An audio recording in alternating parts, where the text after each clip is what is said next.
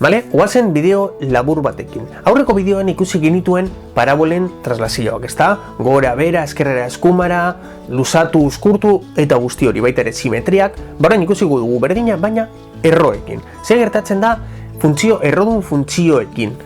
Hau, azterketetan sartzen da askotan, eta izaten da ariketa bat, izaten dituzue funtzio batzuk marraztuta, ezta grafika batzuk marraztuta eta funtzio batzuk, eta lotu behar dituzue, A grafika da lehenengo funtzioarekin, B grafika da 6. funtzioarekin, eta guzti hori. Beraz, bideo erraza da, laburra eta teorikoa, ea nola doan. Egingo dugu aurreko bideoan egiten genuen berdina, eta da, erro bat hartu erreferentzi modura. Gauza da, erroa ez dago guztiz ondo eginda, zergaitik. Balio taula bat egingo bagenu, x emon bat balio, ezta? Bat. I izango da, bat. Karo, nik ez dut batetik igaro. X danean lau, I izango da bi. Lau, bi, hemen bai. Funtzioak itxura hau izango luke, baina bueno, bardin dio. Azken batean, transformazioak gaude azaltzen, eta ez nola egiten diren erroen funtzioak, azkenean da balio taula bat egitea. Beraz, nik kanpoan negatiboa badaukat, egin dezaket balio taula batekin, x eta i, x danean bat, I izango da minus bat, x danean lau, I izango da minus bi. Ikusten duzue, erro lau da bi, negatiboarekin minus bi. Beraz, bat minus bat, lau minus bi. Horrela, betik. Justo hemen, horrela, puntu lodia eginez, eta listo. Beste bat. Minusa barruan dagoenean. Karo, ez da existitzen erro negatibo bat, baina bai existitzen da zenbaki negatibo baten erro negatiboa. Hau da, minus bat. Balio taula bat egiten badut, x eta i, zenbatan minus bat? Bat. Orduan, x danean minus bat, I izango da bat. X danean minus lau, minus lau, plus bi. Hemen, eta hemen ikusten zue, horrela. Azkenean, hauek ikas ditzekezue buruz. Kanpoan negatiboa, bera. Barruan negatiboa, eskerrera. Eta kanpoan eta barruan negatiboa, betik. Adibidez, minus bat, da minus erro bat, hau da minus bat. X eta i, x danean minus bat, I izango da minus bat. X danean minus bat, izango da minus bat. Aspirant.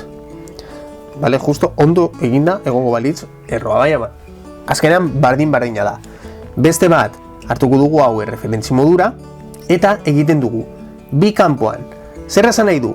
Bi dugunean kanpoan da bikoitza, beraz, bat, izango da bat bi emetik. Bi izango da lau, eta igaroko da horrela.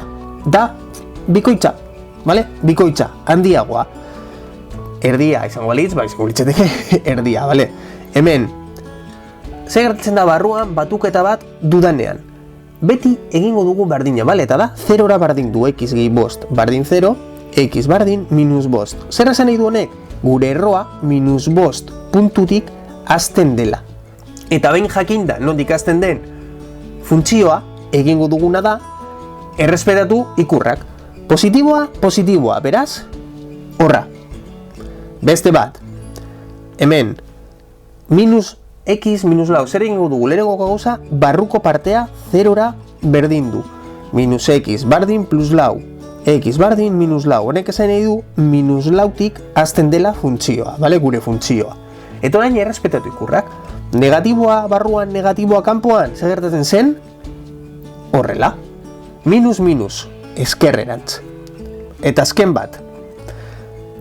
Barruko partea, 0ra berdin du. X bardin minus iru, honek esan nahi du, minus irutik hasten dela gure funtzioa. Eta orain, errespetatu ikurrak. Plus, eta minus, zer gertatzen da kanpoan negatiboa genuenean? Ahí está, azpitik. Handiagoa egin dut, hemen bi dagoelako. Vale? Erroak dira erreferentzi modura, ez daude zehatz mehatz egin da, zuen jakin dezazuen nola egingo ditugun edo nola egiten diren azterketa batean. Zuek adi ikurrei. Beste bat, vale? Azkenengo adibidea. Erroa daukagu hor, eta orain egingo duguna da, bi batu. Zer gertatzen zen paraboletan, kanpoan batzen genionean bi. Ikur errespetatuz, gora igoko dugula bi puntu. Bat eta bi. Berdina gertatuko da negatiboarekin, minus lau. Bat, bi, hiru eta lau. Eta hortik hasiko da. Orain, adibide bat. minus x minus iru plus bi, adibidez. Zer egingo dugu hemen? Lehenengoko gauza, hau begiratu. X minus iru bardin du zerora, x bardin iru. Honek esan nahi du, irutik hasten dela. Vale. Orain, kanpoan dago bi, ezta? Plus bi, bat, bi. Orduan, emetik hasten da, ez irutik.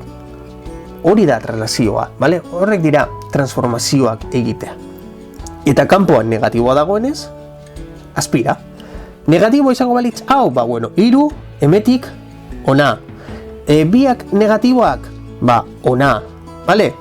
Hori da, azkenean da, aplikatzea bideo osoan zehar ikasi dugun guztia. Bueno, ikusi duzu ez da? Bideo erraza izan da, baina kontu handia izan behar duzue ikurrekin. Berdin du beti zerora erro barruan dagoena, eta pizkanaka, jongo zarete ondo ikasten zer egin behar den.